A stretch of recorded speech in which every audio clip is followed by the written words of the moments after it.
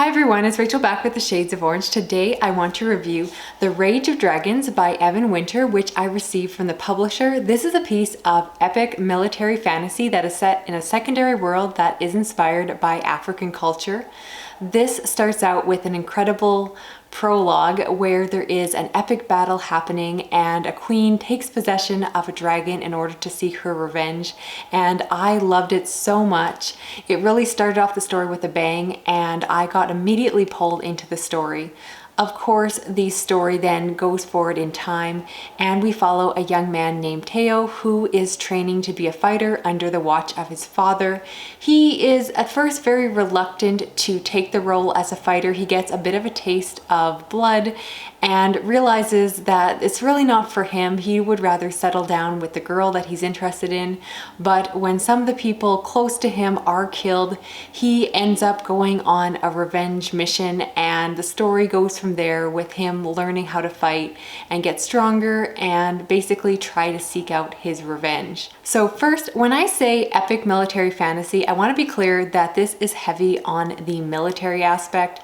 I knew that going into the book, but I didn't fully realize how prevalent that aspect was going to be.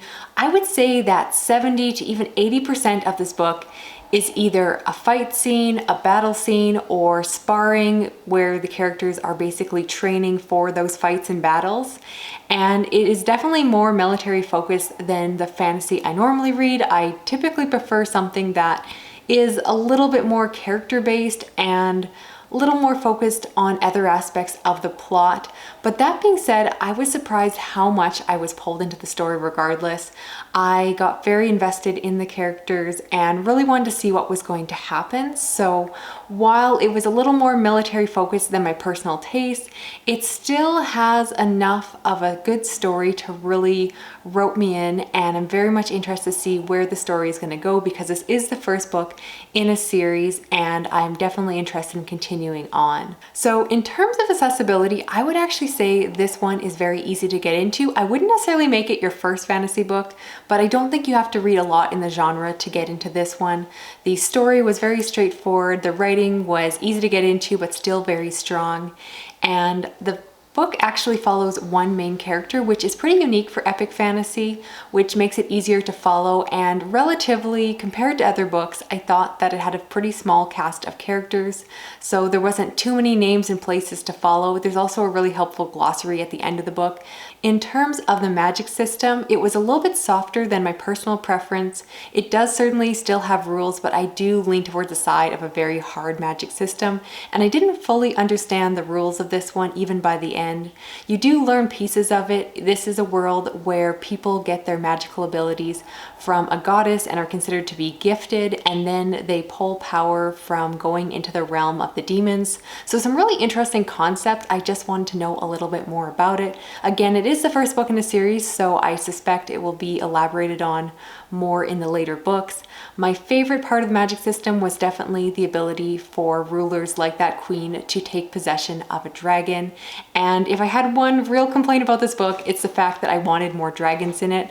There were some dragons at the beginning of the book and towards the end, but I love dragons in books, and these were good monstrous dragons, not the highly intelligent kind, but the real terrifying monsters and beasts that I want them to be. And I just could have used more dragons in this book, especially considering the title. So keep that in mind going into it. It is more of a military fantasy than a dragon book, but it does still have dragons in it, so you don't have to worry if that's part of what you're looking for. Now I do need to talk about diversity, and this book had some fantastic representation. I should mention that the author is of South African descent, and while he was born in England, he actually was raised in Africa, and he wanted to write a story that would be own voices. So I really appreciated getting to see all the references to cultures that were definitely inspired by African cultures. And I want to say that all, or at least most of the main characters were described as having dark skin. I might be wrong, but I want to say the entire cast was black, and I really love to see that. You have descriptions of people being described as beautiful but with this deep skin, which is so refreshing to see in fantasy, which has a legacy of the classics being very white. So I really liked how diverse this book was. I could describe this book as an African Game of Thrones, which of course is the marketing blurb that was used on Black Leopard Red Wolf by Marlon James, which unfortunately was definitely not what it promised in the marketing. But this book holds up. I wouldn't say that it is a straight comparison to Game of Thrones, but if you enjoy the military aspects of that book, then you might really enjoy this one as well. It's a book that does not shy away from the brutality of war. There is some gruesome scenes. You get to see some very bloody battles and the aftermath of what happens when people go to war. So while I wouldn't describe this book as grim dark, it certainly falls on the darker side of fantasy and is definitely one to pick up, but I don't think it is so extreme that you can't enjoy it even if you're not a fan of grimdark, because again, it leans towards that side, but I wouldn't describe it as grimdark per se. So those are my quick thoughts on The Rage of Dragons. Needless to say, I really did enjoy it and would recommend it if you're someone who enjoys epic military fantasy.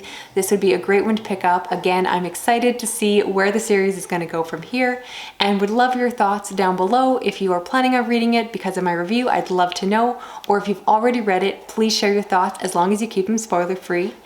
As always, thank you so much for watching. I will talk to you again soon. Okay, bye-bye.